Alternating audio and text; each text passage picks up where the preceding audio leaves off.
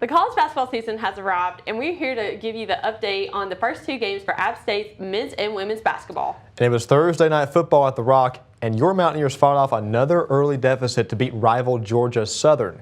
We've got more on that game and a regular season finale for the volleyball team just last week that puts them as the 7th seed in this year's Sun Belt tournament. The wrestling team got a huge win to begin their season, and the athletics department received a $10 million donation on Thursday. We've got all that and more next on the A Game.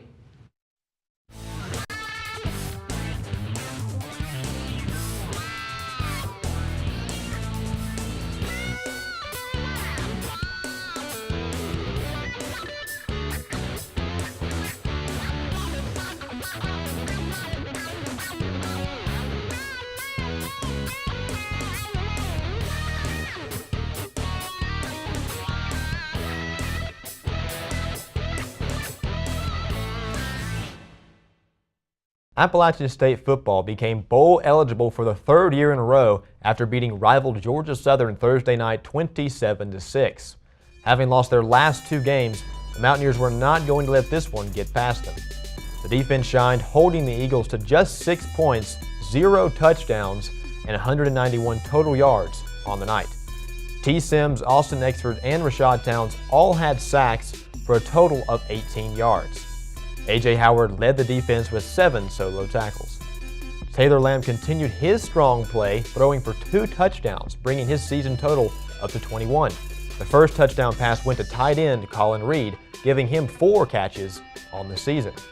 The second of Lamb's touchdown tosses went to senior Ike Lewis in the back of the end zone, and the touchdown reception was Lewis's 7th in the past 5 matches. Chandler Staten continued his solid work as the team's new kicker, hitting a 53-yard field goal at the end of the first half. Freshman Dietrich Harrington rushed for his first touchdown of his career in the 4th quarter to seal the deal for the Mountaineers. Reporter and co-host Ashley Smith was at Kid Brewer Stadium and has more on the game and what's next for Mountaineer football. App finally had a complete game tonight and against rival Georgia Southern.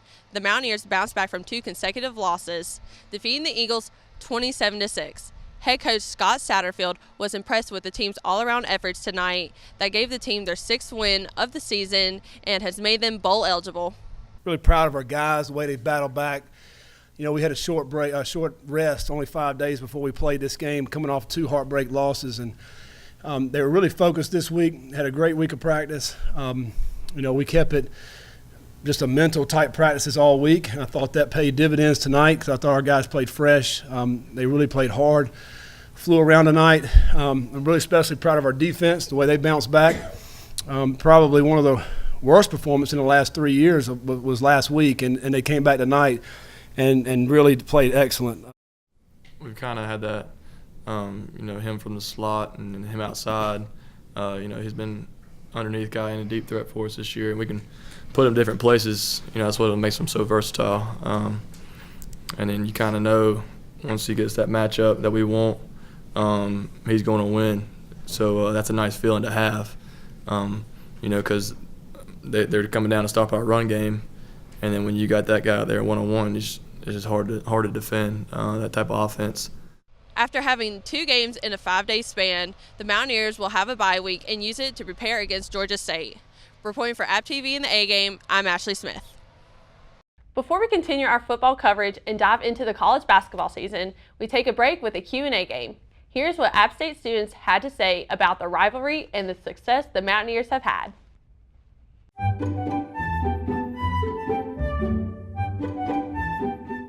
In honor of the App State Georgia Southern game last night, do you know what the rivalry is called? I do not. I do not off the top of my head. No, I don't. I have no idea, but I'm going to guess the App State and Georgia Southern rivalry. That I do not. No. Deeper than hate. Huh. Why? We don't know. Deeper than hate. All right. Okay. That sounds good. I like that. It definitely explains the hate week thing. It does. Do you know how many times App has beaten Georgia Southern? Oh gosh, I want to say at least 5 or 6 times, maybe. I don't know. It's a lot higher than that. Oh my gosh. No. Take a guess. They've played 33 times. 30. No, it's a lot lower than that. Isn't it like 80 something or 90 something times or something like that? No, this is way too high. Oh, okay. I'm gonna guess every time. No. 10. Higher than that. Do you want to take another guess? I want to say 12. 13, 14, 20? I don't know.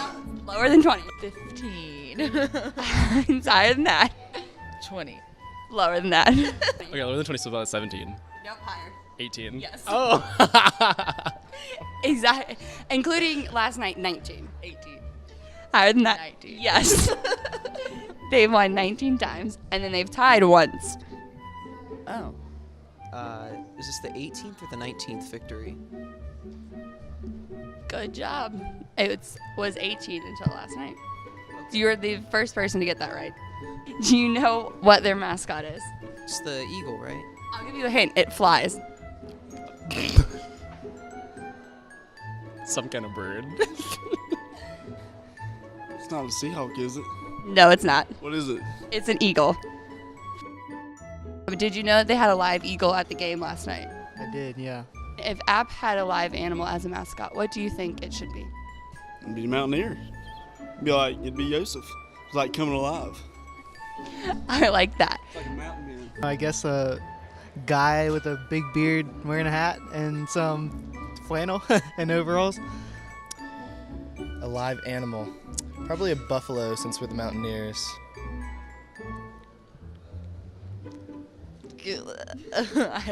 Mountain. I don't know. Some type of mountain animal, a bear or mountain lion or something. So they have to be caged though, I guess, or on a leash. Yeah. A bear on a leash. Who do you say is more relevant, Georgia Southern or your high school football team? Probably my high school football team because I was on it. So. We have on the show today our college football analyst, Desmond Reed, who was sidelined for the big win over Georgia Southern on Thursday.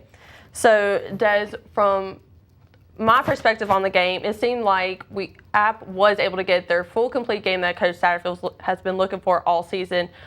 What do you think were some of the key factors for that happening? Well, the defense, they stepped up. They played a complete game. For a second year in a row, Georgia Southern haven't scored on offense at all. The offense, they ran the ball down their throat, just how Coach Satterfield preached all week and every week to run the ball. So a lot of good things have happened, and I feel like they finally played all together, all in one, even on special teams with the 52-yard field goal and a fake punt as well. So I feel like all those things, they dominated on offense, defense, and special teams. And you bring up the fake punt that got Caleb Fuller, of all people, running down the sideline. Right. Georgia Southern actually did come out pretty strong in the first quarter and was giving the defense some trouble. But do you think the fake punt kind of just killed any bit of momentum they had left in them to try to make it a ball game? It definitely was a momentum switch for real. Going to the game, Georgia Southern, everyone knows they're going to run the ball. This time they opened it up a little bit as far as a shotgun, spreading it out a little bit. But that's not really Georgia Southern. And if you're an App fan or on the App side, you also know that as well. So I think that fake punt, it definitely had a momentum switch, and they was kind of, stuck in their shoes and kind of lost on where to go. So I feel like App, they definitely capitalized on that fake punt and secured the win. And with the win over Georgia Southern, it does make App bowl eligible. But another big win over the weekend was South Alabama over Arkansas State. Do you think with that win happening is going to give the Mountaineers more momentum to just finish out the season kind of undefeated, I guess, starting from the after the bye week of Georgia State and trying to get a better bowl, I guess, than the Camellia Bowl? I feel like that'll definitely give them a momentum boost. All week, I'm sure they all kept saying, play with a sense of urgency, keep playing, keep fighting, it's not over with. So I feel like this win and going to the bye week is definitely a momentum gainer as far as going down to Atlanta playing Georgia State, also who's #1 in the Sun Belt right now. So I feel like playing, going down there, getting a W, that would be going in the right direction of still in the hunt for a conference championship. And I know you and Braxton have talked about Jalen all season long, but do you think that this bye week is going to help him with his injuries and like healing and just kind of getting ready for the game against Georgia State? Oh yeah, that'll be a great plus to have Jalen Moore to suit up against Georgia State. Also, being that's going to be probably the biggest game of the year.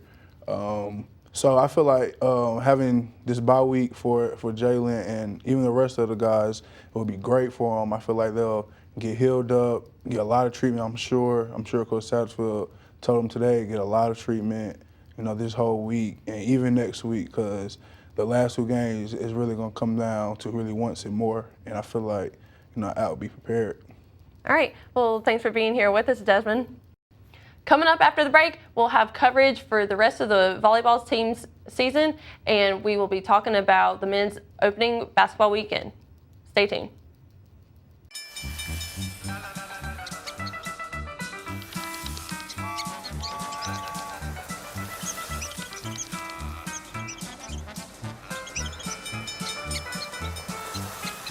Kids will spend 15 minutes watching online videos like this one.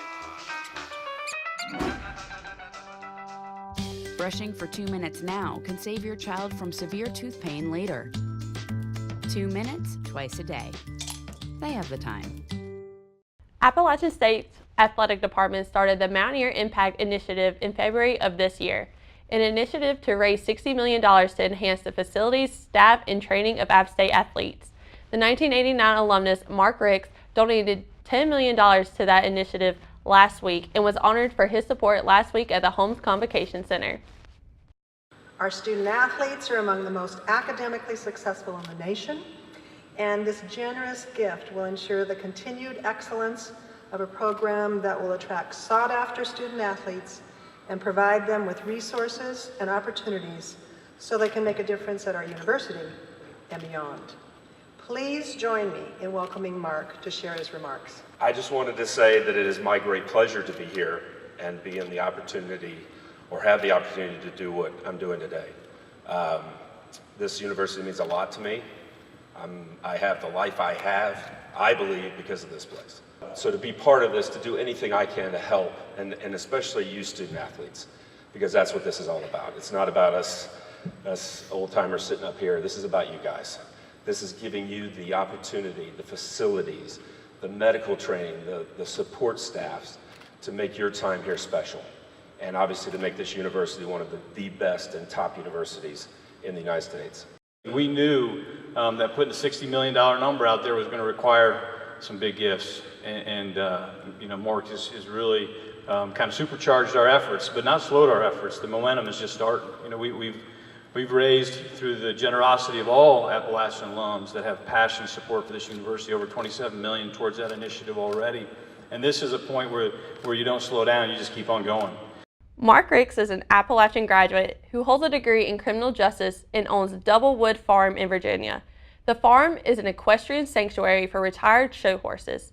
The Mountaineer Impact Initiative's goal is to raise the $60 million in 5 years with a deadline of February 2022. The volleyball team went to Alabama to finish their regular season over the weekend.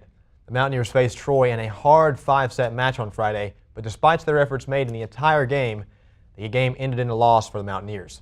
Courtney Sullivan, Kara Spicer, Lexi Kohut, Emma Longley, and Cassidy Stevenson all had strong performances on the net for the Black and Gold throughout the match.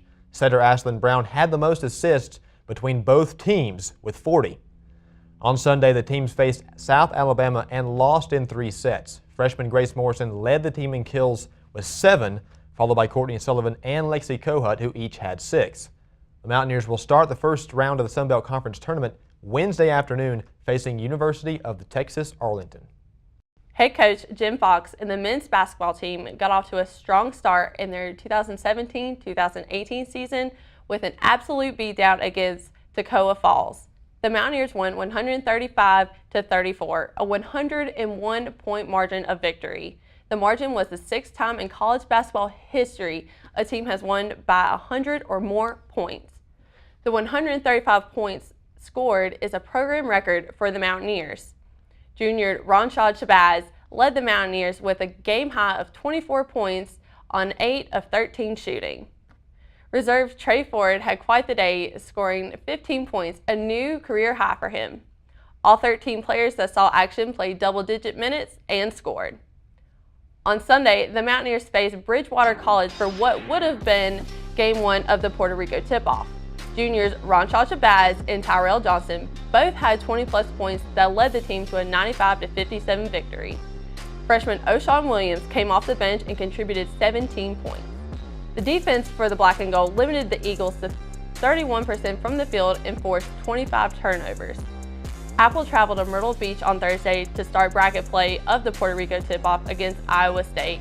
You can keep up with the tournament and the Mountaineers on ESPNU. Sam Foltz was at the game Sunday and has more from Holmes Convocation Center. The Mountaineers defeated Bridgewater College 95-57 here at the Holmes Convocation Center. With a 10-0 run against Bridgewater, the Mountaineers were able to advance 20 points, ultimately setting the tone for the rest of the game. Head coach Jim Fox noted the team's improvement on defense and said that he believes that they will be prepared to take on Iowa State this Thursday. Teammate Shawn Williams also agreed with head coach, stating that he enjoys being the underdog as the underdog makes you challenge yourself defensively.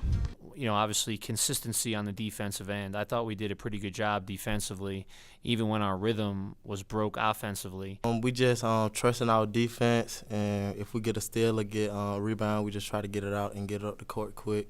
So that's something that we just work on, and it worked for us tonight. I like being an underdog. I've been an underdog my whole life, you know. Had to go the JUCO route, then come here. So I'm ready for the challenge. And our men's basketball coverage continues. For the first time, we welcome in college basketball analyst Jake Babic, who's currently a student assistant on the sidelines for the men's basketball team, a team that won 2 games over the weekend, including a 101-point victory over Toccoa Falls, and then a big win on Sunday against Bridgewater. Pretty exciting beginning of the season for the Mountaineers. Definitely. It's an exciting time for Mountaineer basketball right now. 2 exhibition games on our schedule. Both games were pretty good games. You know, the first one, obviously, we set records. We're one of 6 Division I games ever to win by over 100 points. And the big thing that we got out of that game was the team came ready to play. You know, there were times last year where we would kind of play down to the level of the competition and we would kind of take that role. But this year, we've had a real big emphasis on stepping on other teams' throats, and we've done that the first 2 exhibition games so far. So Ronchal Shabazz scored 25 points on Sunday, 24 on Saturday, and then I think he tallied 7 assists, 5 turnovers in those 2 matchups. From moving from the shooting guard to the point guard so far this season, a big decision from head coach Jim Fox. How do you think that's played out so far? Played pretty well? I think it's played pretty well so far. You know, Shabazz has always been a guy in our program that's been a capable ball handler. The last 2 years, he's been off the ball mostly, but he's always been one that's been able to handle the ball in pressure situations. So I think that move from the shooting guard to the point guard, especially with us losing a bunch of key players, I think that's really helped his game out, but also the team's game out. Like you said, 7 assists, 5 turnovers, that's going to come right now. You know, it's his first 2 games of actually playing at the point guard spot, so it's a little different for him. But you see the scoring is still there, 24 points, 25 points. That's going to be natural to him. And as we get more games under our belt, that flow and consistency, it's really going to show. You mentioned you lost some of your key assisters. Actually, the leading assist man for the Mountaineers was you last season. Marius Logan was also up there for assisters. Shawn Williams comes in to transfer, and then Justin Forrest, a freshman. Those 2 guards that have played in combination with Shabazz so far this season, but also come to back him up as well. What you've seen from them in these first 2 games? Definitely. The biggest thing I've seen so far from Shawn, at least, has been his leadership. Yeah. Justin himself, he's still kind of getting his bearings about him, but he's doing a great job. You know, he's a 17-year-old kid. He's a true freshman. He turns 18 later this year, but he's been doing an excellent job so far picking up our system. The biggest thing about App State basketball and our offense, it's a very difficult system to learn. You know, there's a lot of time when people just mess up because they're overthinking.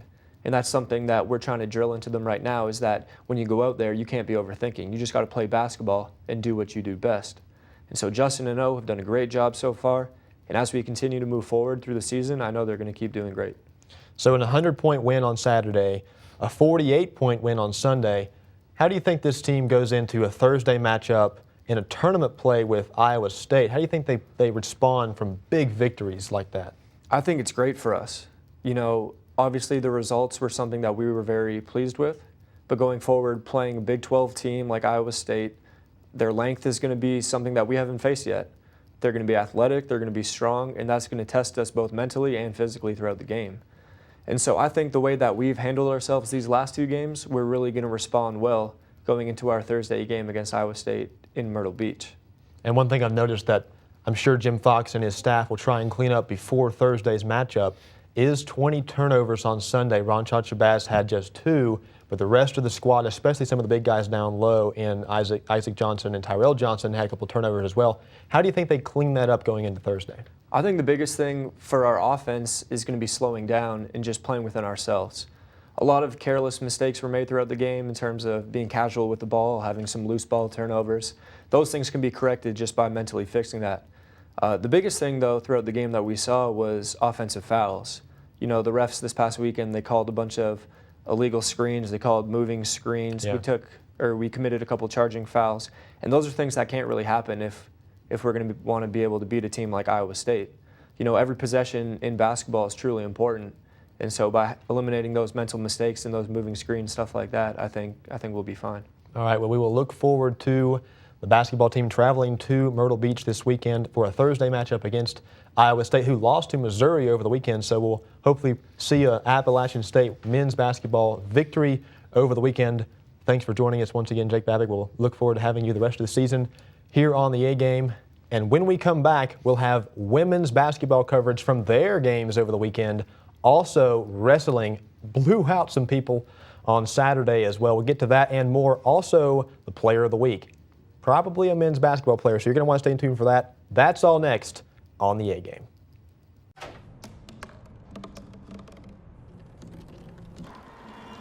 Everybody has a dream.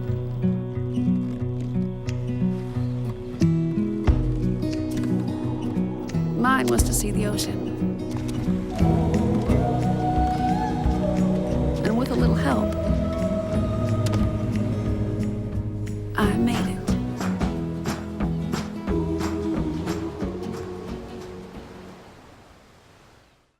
The women's basketball team lost their season opener to Georgia Tech 75-41 on Friday. The Yellow Jackets, last season's NIT runner-ups, were the first Power 5 team to come to Boone since the 2006-2007 season. Appalachian State's 5 starters had only 1 career start between all of them, and 4 of them had never started a game. Tiara Wilson scored a team-high 15 points, while Bailey Plummer pulled down a career-high 13 rebounds. Mountaineers didn't shoot all that well, hitting only 30% of their shots. A-Game reporter Jake Turner was at Holmes Convocation Center and has more on the game.